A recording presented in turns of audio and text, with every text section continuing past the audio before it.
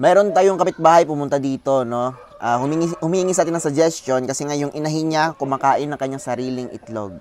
Meron itong tatlong dahilan kung bakit ito ginagawa ng ating mga inahin. Unang-una, no, ay meron tayong pagkukulang sa ating mga alaga, no? Pagkain. Kapag nagutom yung mga manok natin or kahit anumang hayop, posibleng kumain sila ng kanilang offspring or mga kapatid nila. Yun yung mga feeder picking, no? At yung ibang hayop kumakain ng sarili nilang anak, no? Kapag sila po ay nagugutom.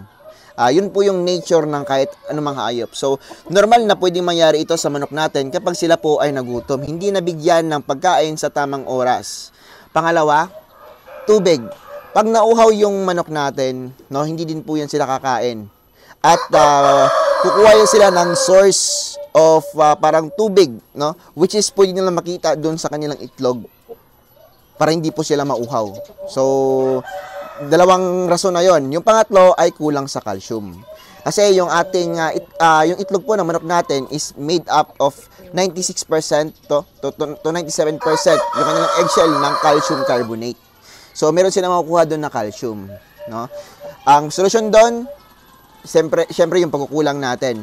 Magbigay ng tamang pagkain sa ating mga alagang manok, malinis na tubig, umaga, tanghali, or hapon kung pwede, at calcium sa mga breeders natin. Kailangan yun ng ating mga alagang manok, no? So, wag po silang katayin.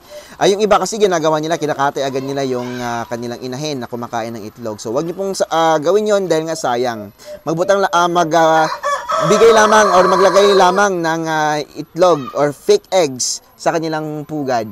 No, malaking tulong 'yon dahil masasanay sila na yung kanilang itlog hindi na mabibiyak dahil akala nila yung fake eggs ay totoo. Sana may natutunan kayo sa video na ito.